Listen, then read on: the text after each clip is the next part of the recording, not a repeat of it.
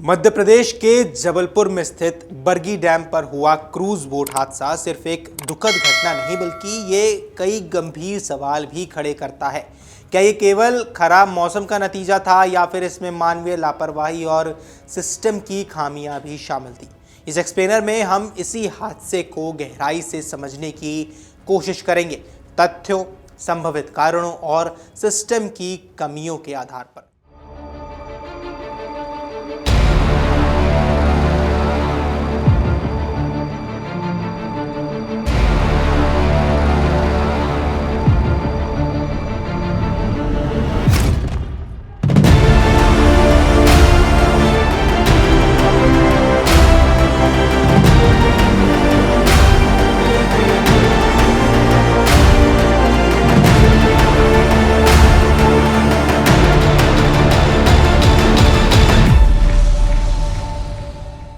गुरुवार शाम अचानक आए तेज तूफान और आंधी के बीच क्रूज बोट पलट गई।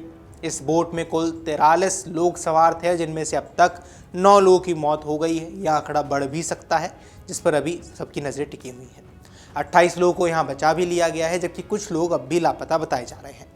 हादसे के बाद नेशनल डिजास्टर रिस्पांस फोर्स और स्टेट डिजास्टर रिस्पांस फोर्स और सेना की टीमें लगातार रेस्क्यू ऑपरेशन चला रही हैं, लेकिन सवाल ये है कि आखिर इतनी बड़ी त्रासदी कैसे हुई। नमस्कार, आप देख रहे हैं अमर उजाला। मैं हूं आपके साथ साहिल सुयाल और इस वीडियो में हम इन्हीं कारणों पर चर्चा करने वाले हैं कि आखिर इतनी बड़ी त्रासदी कैसी हो गई। अब आते हैं सबसे पहले और सीधे कारण पर, जो सामने आता है, जो है अचानक आया तूफान। अब प्रत्यक्षदर्शियों के अनुसार तेज हवाओं के कारण पानी में ऊंची ऊंची लहरें उठने लगी थी, लेकिन यहाँ एक अहम सवाल उठता है, क्या मौसम का पूर्वानुमान नहीं था? आज के समय में मौसम विभाग की भविष्यवाणी काफ़ी एडवांस हो चुकी है। अगर तूफान की आशंका थी तो क्या क्रूज ऑपरेटर को इसकी जानकारी नहीं थी? अब संभावना ये भी है कि मौसम चेतावनी को नज़रअंदाज किया गया हो या फिर समय रहते क्रूज को रोका नहीं गया। अब अगर ऐसा हुआ है तो ये केवल प्राकृतिक हादसा नहीं बल्कि मानवीय लापरवाही का मामला भी बनता है। दूसरा कारण, क्या ओवरलोडिंग या क्षमता से ज़्यादा सवारियाँ थी? अब बताया ये जा रहा है कि बोट में 43 लोग सवार थे। अब सवाल ये उठता है कि क्या ये संख्या क्रूज की अधिकतम क्षमता के भीतर थी? भारत में कई बार पर्यटन स्थलों पर सुरक्षा नियमों की अनदेखी आम बात है। अगर बोट की क्षमता कम थी और ज़्यादा लोग बैठाए गए तो संतुलन बिगड़ने की संभावना बढ़ जाती है। तेज़ लहरों में बोट ज़्यादा अस्थिर हो जाती है। हालांकि अभी इसकी आधिकारिक पुष्टि नहीं हुई है, लेकिन जांच में ये एक अहम पहलू भी हो सकता है। तीसरा, सुरक्षा मानकों का पालन क्या कागजों तक ही सीमित था? अब रिपोर्ट्स की माने तो कुछ यात्रियों ने लाइफ जैकेट पहनी हुई थी, लेकिन सवाल ये है, क्या सभी यात्रियों को लाइफ जैकेट मिली थी? क्या उन्हें पहनना वहां अनिवार्य किया गया था? क्योंकि भारत में अक्सर ये देखा गया है कि लाइफ जैकेट मौजूद तो होती है, लेकिन उनका इस्तेमाल नहीं कराया जाता। यात्रियों को सुरक्षा ब्रीफिंग नहीं दी जाती। अगर सभी यात्रियों ने लाइफ जैकेट पहनी होती तो शायद मौतों की संख्या कम हो सकती थी। चौथा कारण, चालक दल की प्रतिक्रिया क्या समय पर सही फैसला लिया गया? अब प्रत्यक्षदर्शियों के मुताबिक जब पानी में लहरें उठने लगी तो यात्रियों ने चालक दल से किनारे लौटने की अपील की थी, लेकिन शोर और अफरा तफरी के कारण ये बात चालक तक नहीं पहुंच सकी। अब यहाँ 2 संभावनाएं बनती हैं, या तो चालक दल ने खतरे को समय रहते पहचाना नहीं या फिर प्रतिक्रिया देने में देर कर दी। अब पानी में चलने वाले वाहनों में निर्णय लेने की गति यानी कि डिसीजन मेकिंग स्पीड बेहद महत्वपूर्ण होती है। कुछ ही मिनटों की देरी भी जानलेवा यहाँ साबित होती है और ऐसा ही कुछ यहाँ देखने को भी मिला है। हालांकि इसकी भी अभी तक पुष्टि नहीं हुई है कि क्या यहाँ डिसीजन लेने में देरी की गई या नहीं। पांचवा कारण है तकनीकी खामियां। क्या बोट पूरी तरह से फिट थी? ये सबसे बड़ा सवाल है कि क्या क्रूज बोट तकनीकी रूप से पूरी तरह सुरक्षित थी? संभावित तकनीकी कारण हो सकते हैं, जहां इंजन फेल होना, स्टीयरिंग सिस्टम का ठीक से काम न करना, बैलेंसिंग सिस्टम में गड़बड़ी होना, ये हो सकता है। क्योंकि अगर बोट में पहले से कोई तकनीकी समस्या थी तो तूफान ने उसे और खतरनाक जरूर बनाया होगा। छठा है रेस्क्यू में देरी।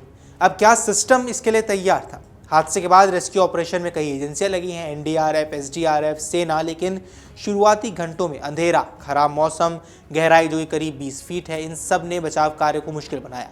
अब सवाल उठता है कि क्या ऐसे पर्यटन स्थलों पर पहले से इमरजेंसी रिस्पांस सिस्टम तैयार नहीं होना चाहिए?